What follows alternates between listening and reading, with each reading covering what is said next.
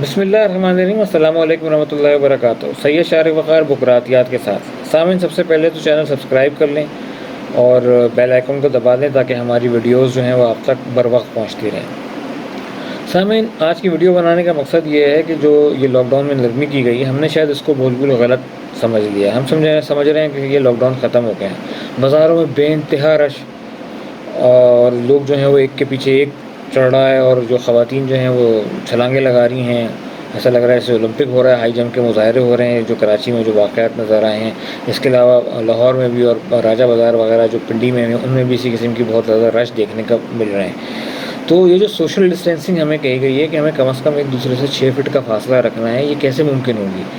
یہ ضروری نہیں ہے کہ ہر چیز حکومت کے ڈنڈے پہ ہی ہو، ٹھیک ہے نا؟ تو کچھ کام جو ہیں وہ عوام کی حیثیت سے ہمیں بھی کرنے ہیں، ہمیں بھی اپنی ذمہ داری کا احساس کرنا ہے۔ یہ ذہن میں اگر آپ کی یہ آ گیا کہ جی واٹس ایپ پہ جو یہ میسیج چل رہے ہیں کہ ادرک سے یا پیاز سے اس کا علاج ہو جائے گا، ایسا نہیں ہے بھائی۔ یہ دنیا کے اتنے بڑے بڑے ڈاکٹرز ہیں، وہ ایسے ہی تو نہیں کہہ رہے۔ ڈاکٹر فوشی جو انفیکشس ڈیزیز کا امریکہ کا سب سے بڑا ڈاکٹر ہے، وہ تک اپنی سینیٹر سے اس بات پہ جو ہے وہ احتجاج کر رہا تھا کہ آپ یہ لاک ڈاؤن جو ہے وہ ابھی مت کھولیں۔ امریکہ میں تو لاکھوں لوگ جا چکے ہیں۔ ہمارے ہاں جو آپ دیکھ لیجیے، صرف ایک دن میں، آج کا جو آخری دن ہے 13 مئی کا جو دن ہے، اس میں 2200 کیسز رپورٹ ہوئے ہیں صرف اس لاک ڈاؤن کے اندر۔ 35,000 تک کا ٹول پہنچ چکا ہے۔ یہ بہت خطرناک بات ہے، خدا را احتیاط کیجیے، اور یہ اوٹلی سیدھی افواہوں پہ یا واٹس ایپ میسیج پہ جو علاج نکل رہے ہیں ان پہ عمل نہ کیجیے، احتیاطی تدابیر کیجیے۔ بار بار ہمیں جو ہاتھ دھونے کے لیے کہا جا رہا ہے، صابن سے جو ہے وہ ہاتھ دھوجیے، وہ انفیکشن سے بچائے گا۔ اور یہ جو ہمیں سماجی دوری ہے، صرف اس وجہ سے ہے کہ جو یہ چھینک کے ذریعے یا جو آپ کا سلائیوا اس کے ذریعے پھیلتا ہے، تو وہ کیونکہ فاصلہ ہوگا تاکہ اس میرے چھینک کے اثرات جو ہیں وہ کسی دوسرے تک نہ جائیں، تو ہم ایک دوسرے کے لیے اس سے ہم نے بچنا ہے۔ اب یہ تو نہیں ہے کہ خدا نخواستہ اگر ہمارے پاس کوئی سمٹم نہیں ہے، ہمارا کوئی عزیز اللہ کی مہربانی سے اس مسئلے کے اندر جو ہے وہ مبتلا نہیں ہوا، تو ہم احتیاط کرنا چھوڑ دیں، ایسا ہرگز نہیں ہے۔ اس وبا کو سیریس لیجیے۔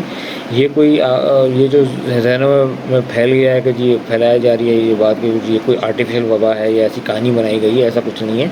اس کو سیریس لیجیے۔ دنیا میں ہزاروں لاکھوں کی تعداد میں جو لوگ ہیں اس سے متاثر ہو رہے ہیں، اور خاص طور پہ یہ جو ذہن میں آ گیا ہے کہ جی گرمی سے یہ ویسے ہی مر جائے گا، تو اس وقت کراچی میں جو ہے وہ 40 تک ٹیمپریچر جا رہا ہے، تو شاید یہ ویسے ہی مر جائے گا، ایسا نہیں ہے بھائی۔ اگر ایسا ہوتا تو برازیل اور ارجنٹینا میں یہ مرض نہیں پھیلتا، وہاں بھی بڑی شدید گرمی پڑتی ہے۔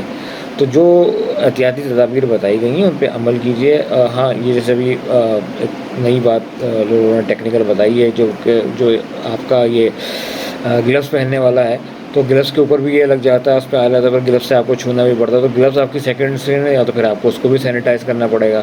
تو بہتر یہ ہے کہ اگر آپ ہاتھ بھی دھو لیتے ہیں، لیکن 20 سیکنڈ تک اپنا ہاتھ ضرور دھوئیے، یہ بہت ضروری ہے۔ باہر سے آئیں تو چپلیں جو ہیں وہ جوتے وہ باہر اتار دیجیے، ان کو سینیٹائز کر دیجیے، تاکہ آپ کو ان جوتوں کے ذریعے بھی گھر کے اندر بھی نہ آ جائیے۔ آپ کو شاور لینا ہے، گھر سے آنے کے بعد شاور لیجیے، ہاتھ دھو لیجیے۔ اور پاکی اور صفائی کا تو ہمیں ویسے بھی سبق دیا گیا ہے، ہمارے مذہب نے بھی سبق دیا گیا ہے۔ اور سب سے بڑھ کر سب سے اہم چیز ہے وہ سوشل ڈسٹینسنگ ہے، ہم نے ایک دوسرے سے فاصلہ رکھنا ہے۔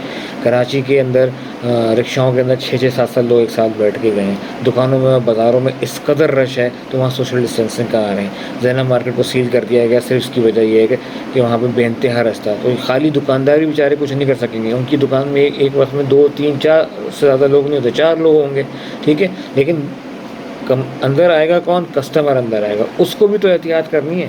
اگر وہ سارے وقت یہ جو ہے وہ لوگ ڈنڈا لے کے، یا حکومتی اہلکار جو ہیں وہ ڈنڈا لے کے کھڑے ہوتے ہیں، تو پھر ہم جو ہے حکومت پہ الزام لگانا شروع کر دیتے ہیں۔ وہ آسانی پیدا کر رہی ہے، اور ہم جو ہے وہ خود اپنے لیے مشکلات پیدا کر رہے ہیں۔ خدا را احتیاط کیجیے۔ آئندہ اگر جو یہ آنے والے وقت میں ہمیں عید منانی ہے، تو اس کو احتیاط کے ساتھ ہی منا لیا جائے، کہیں یہ نہ ہو کہ خدا نہ خواستہ دوبارہ لاک ڈاؤن حکومت جو ہے وہ سخت کرے اور ہمارے اور آپ کو یہ مشکلات پیدا ہوں۔ جزاک اللہ۔ اپنا بہت سا خیال بھی رکھیے گا، احتیاط کیجیے، یہی اس وقت جو ہے سب سے زیادہ ضروری چیز ہے۔